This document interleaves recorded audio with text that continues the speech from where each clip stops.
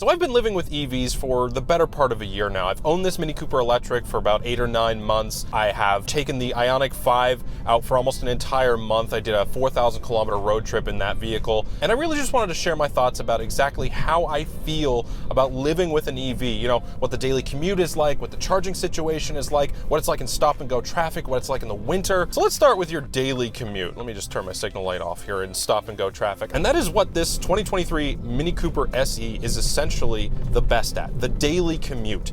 It's quiet, it's comfortable, it's fast when you need it to be. I mean, you hit that accelerator pedal, and because it's electric, it's got all that instant torque, you can get up to speed very, very quickly. It's not fast in a straight line, but I mean, if you want to get up to speed quickly, it absolutely does throw your head back in your seat. But the daily commute is truly where most electric vehicles shine, especially this one, because it's so small and light. The range is okay, and we're gonna get into range in a moment. It's also incredibly quiet and comfortable in here. I'm speaking up because I'm passionate about EVs. I don't actually have to yell. As you can hear, you can barely hear any wind or road noise. And I have 4 winter tires on this car, and these are frameless windows. Electric vehicles, they don't have engines, they don't have engine noise, they don't have any sort of the rattling from idle or anything like that. They're much quieter on the inside, and as such, it's a much more comfortable daily commute. Maybe you have a long commute. Maybe it's a 50 to 60 kilometer drive to work every day, and then of course you have to get back, so maybe it's 100 to 120 kilometers of a commute. That's absolutely fine. Even in the wintertime, you will absolutely get that kind of range, even out of this 2023 Mini Cooper SE, which has one of the lowest range estimates of any electric vehicle on the market. So if you're buying an EV with the intent to use it as a daily car, you will have no problems whatsoever. It is the ideal second vehicle to own. Now, let's talk about range and charging, because this is where the questions sort of arise. This is where the worry starts to come in when I see people talking about buying electric cars. In order to own an electric vehicle, I really believe that you need to own a wall box, something that you can plug your car in every single day after your daily commute so that you can get up to a fully charged battery every single morning and never have to worry about going to find a charging station. That's my situation at home, and I honestly love it. This is my Letron V-Box. It's a 48 amp electric charging station, and I've been using it for the past 4 months to charge my Mini. I have it plugged into my NEMA 1450 outlet, and I have it set to output up to like 40 amps, even though the Mini technically can't accept that much. But if you have an EV that can take more, you can hardwire this thing and it'll give you roughly 11.5 kilowatt hours of charging speed with 48 amps of power. It has a screen that can show you real-time current, charging time, rated current, real-time voltage, and a bunch of other stuff. And it has this really cool LED that'll change depending on the charging status. I have the charging cable routed underneath my garage door to charge the Mini, since the Miata is currently taking up my garage right now, but you can put this box outside too, since it's completely weatherproof. If you want something that's more portable for on the road, they've got a dual charger too. It's got a NEMA 1450 and a regular wall outlet plug for plugging in pretty much anywhere. It's got LEDs for charging status, over temperature protection, a 21-foot cable, pretty much anything you'd need for an EV road trip, and it all fits into this tiny box. If you're interested in Letron's V-Box or dual charger, I'll leave a link for you in the description below.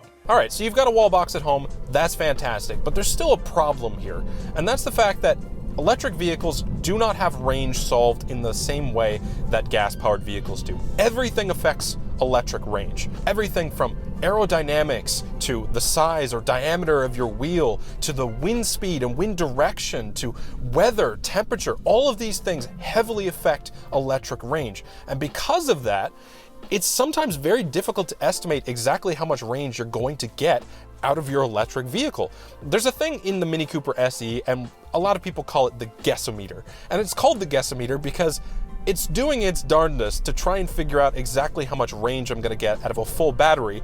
But because all of these conditions are constantly changing, you know, maybe your wheel diameter and your aerodynamics are not changing, but wind speed, wind direction, weather, temperature, all of these things are constantly changing. Elevation, you know, the conditions of the road. Because all those things are constantly changing, the computer is constantly having to recalculate and trying to figure out how much range you're going to get, and that can lead to range anxiety. I have felt range anxiety in this vehicle. When you start to get towards, you know, the 25-30% battery range, then you start to feel it. And when you get into the road trips, then it gets a lot more complicated. So I've done more than my fair share of road trips in electric vehicles. Last year, I took the Ioniq 5 down through the east coast of Canada on a 4,000 kilometer road trip in the middle of winter, and I learned a lot about electric vehicles during that trip. I've also done a few road trips in this Cooper SE, and I'll be honest with you, road trips are fun, but they're also incredibly inconvenient at times for electric vehicle owners. You always have to pre-plan your trips in advance. You can't go anywhere you've never been before without knowing the charging situation,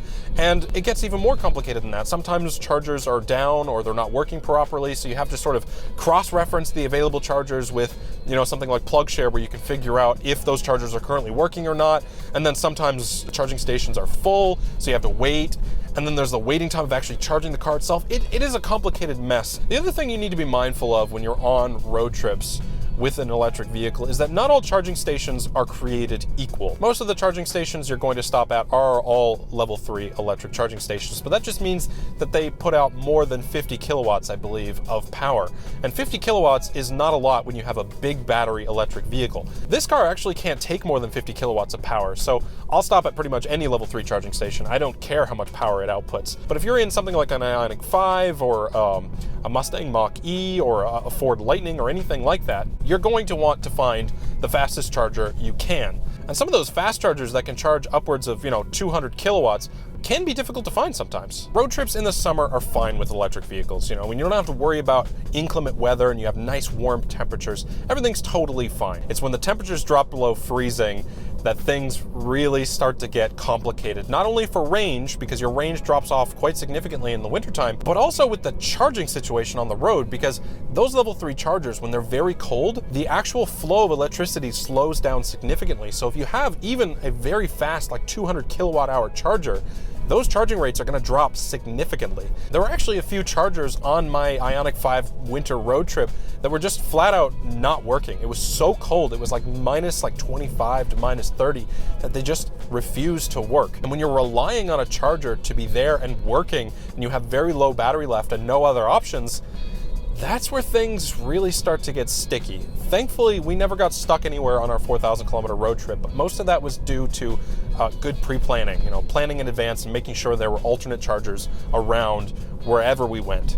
Now, let's talk about one of the biggest advantages to owning an electric vehicle: maintenance. I've only owned this Mini Cooper Electric for, like I said, 7 or 8 months, so nothing has gone wrong, nor have I expected it to. No brand new car should ever encounter issues within the first, year or two of ownership. But these electric cars, they're much more reliable, generally speaking, and that makes sense. There's much less mechanical components. It's much less mechanically complex. There's no engine, and therefore there's no oil, there's no compression, there's no combustion, there's no exhaust. You don't have to get yearly oil changes or anything like that.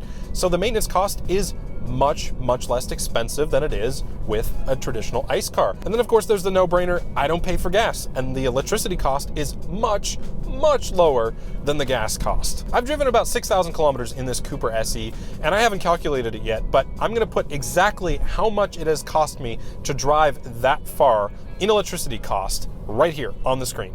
This is how much it's cost.